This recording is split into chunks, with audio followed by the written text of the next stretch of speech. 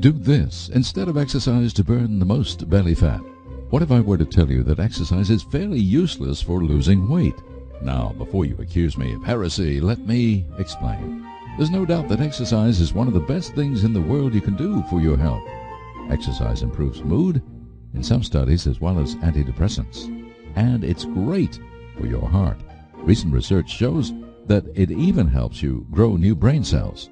And people who exercise on a regular basis have a lower risk for cancer, diabetes, and heart disease. But weight loss? Not so much. Does that seem contrary to everything you've heard? Of course it does. But don't shoot the messenger. Here's the truth. The exercise weight loss equation is way more complicated than we've been led to believe. Let's start with calories. Most people overestimate calories burned during exercise by a long shot, just as they typically underestimate daily calorie consumption. Ditto. Forget what the computer readout on the stair climbers and treadmills at the gym say. According to the Mayo Clinic, even high-impact aerobics only uses up about 511 calories an hour. Walking at a pace of 3.5 miles per hour barely uses 300. You can wipe that out with one medium meal at McDonald's. Heck, you can wipe it out with one big low-fat muffin from Starbucks. Then there's the appetite factor. Exercise makes people hungry, and people often compensate for exercise by eating more.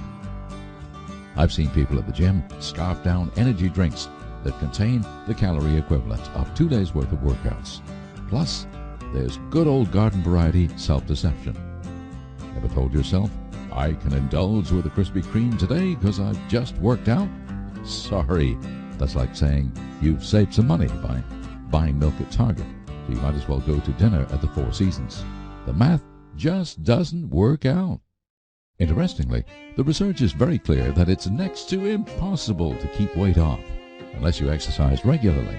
But using exercise alone as a weight loss strategy is, forgive the bad pun, an exercise in futility. That's why the best trainers have a saying, you can't out-train a bad diet. So, does that mean that you should give up exercising? Absolutely not. But it does mean you should give up the pipe dream of losing belly fat just because you started walking. Belly fat happens for two reasons, both related to hormones. The first is that you eat too many carbohydrates, which cause your insulin levels to go sky high. Insulin, also known as the fat-storing hormone, is secreted by the pancreas whenever your blood sugar rises. And what makes it rise the most and stay up there the longest is sugar and processed carbohydrates. Cut the carbs, lower your insulin, and you've removed one of the main causes of belly fat accumulation. The second reason you've got belly fat is because of stress. When you're under stress, your body pumps out another hormone called cortisol, which sends a message to the body to accumulate fat around the middle. The reasons for this are complicated and have to do with the primitive fight or flight response. But the bottom line is that excess cortisol is a signal for the storage of belly fat. Since belly fat is the most metabolically active fat, it's also the most dangerous. Apple shapes are at far more risk for heart disease and metabolic problems like diabetes. What to do? What to do? First of all, cut out sugar. No kidding.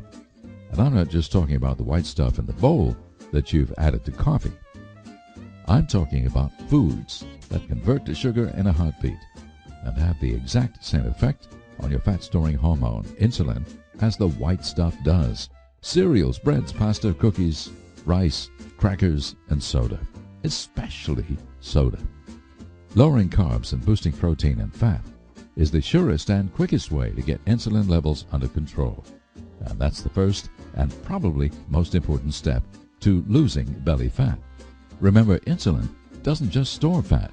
It also metabolically locks the doors to the fat cells, making losing fat fiendishly difficult. If you want to lose weight, you've got to control your insulin levels. It's that simple.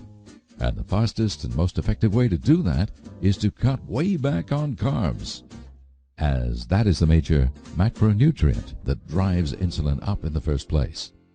How ironic it is that we've been avoiding fat all these years, when fat is the one macronutrient that has virtually no effect on insulin. But don't get me started. The second thing you can do is figure out how to manage your stress. This isn't an article on stress management, so I'll leave it to you to come up with how best to do it. Just know that managing stress needs to be on your radar if you want to have a body you can be proud of. And if that's not enough of a motivation, consider that stress is one of the 4 main horsemen of aging, meaning it contributes to every major disease on the planet.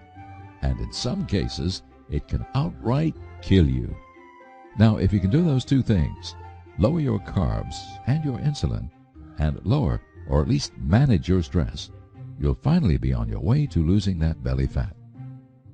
Add exercise to the mix, and you'll turbocharge the results. But do exercise without the dietary chain, and you'll still be jogging on that treadmill a year from now, wondering why nothing's happening. Perhaps most important of all, remember to keep an open mind to new ideas. Always do your own homework, and combine that with common sense to figure out what's best for you.